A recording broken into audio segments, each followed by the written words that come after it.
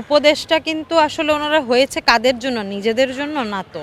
তারা উপদেশটা হয়েছে কিন্তু জনগণের জন্য, রাইট? তো জনগণের হয়ে আপনারা যারা সাংবাদিকরা আছেন, জার্নালিস্টরা আছেন, চ্যানেলের সাথে যারা কাজ করে যাচ্ছেন, আপনাদের কাজ কিন্তু কি আমাদের কথা তাদের পর্যন্ত পৌঁছানো এবং তাদের উত্তরগুলো আমাদের পর্যন্ত কিন্তু পৌঁছানো। মানে কি আপনাদের টেলিকাস্টিংয়ের মাধ্যমে কিন্তু সারা বাংলাদেশের মানুষ জানতে পারে যে তাদের উত্তরটা আসলে কি হয়। আর আমরা যে প্রশ্নগুলো করি সেগুলো কিন্তু প্রশ্নটা আমাদের হয়ে আপনারা তাদের কাছে রাখবেন।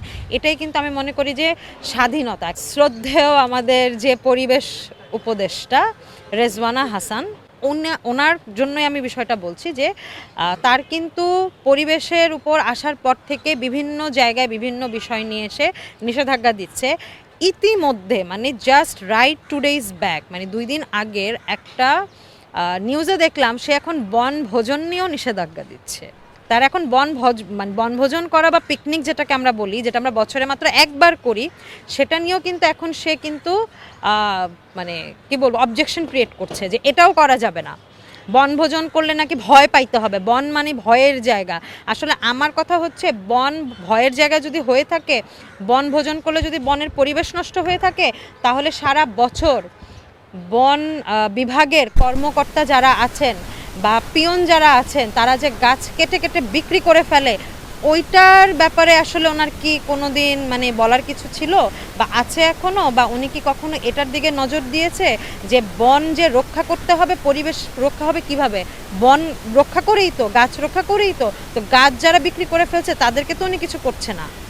বা আপনারা কতটুকু জানেন আমি জানি না, আমিও কখনো দেখি নেই যে বন বিভাগে কারো উপরে কোনো পানিশমেন্ট আরোপ করা হয়েছে বা ধরা হয়েছে যে আপনারা বন কেন কাটতেছেন, গাছ কেন কেটে ফেলছেন। হ্যাঁ, এটা নিয়ে কিন্তু তাদের কোনো মানে পদক্ষেপ আমি দেখি নেই। ইভেন সেন্ট মার্টিনসেও পরিবেশের ব্যাপারটা যে বলছে বিগত 10 বছরে প্রত্যেক বছরে সেন্ট মার্টিনসে কিন্তু বর্ষাকাল আসলেই একটা না একটা সিডার বা সাইক্লোন বা এই টাইপের যে বিষয়গুলো থাকে, হ্যাঁ ঘূর্ণিঝড় টাইপের যে 10 নম্বর সিগন্যাল, 5 নম্বর সিগন্যাল, 8 নম্বর সিগন্যাল সবই কিন্তু সেন্ট মার্টিনসের সাইডটাতে হয়।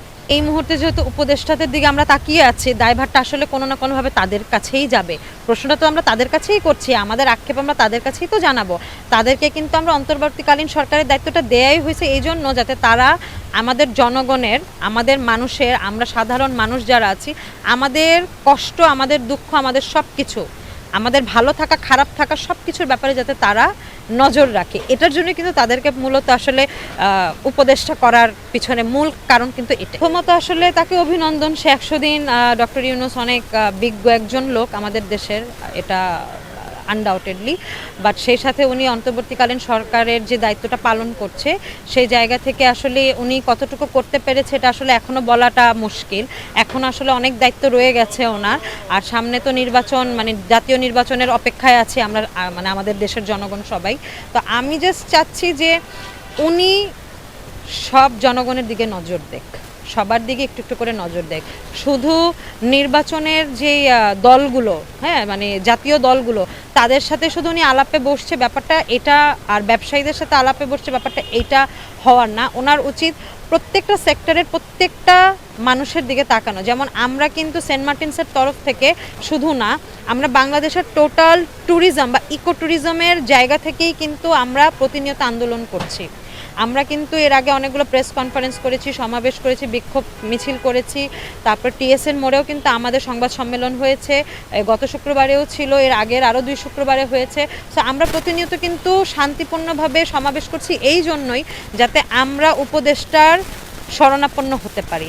আমাদের একটাই দাবি যে এই মুহূর্তে দেশের এই দুর্বিষহ পরিস্থিতিতে যাতে পর্যটনগুলো অন্তত ওপেন করে দেয়া হোক, এই নিষেধাজ্ঞাগুলো যাতে একদমই ডিসমিস করে দেয়া হোক।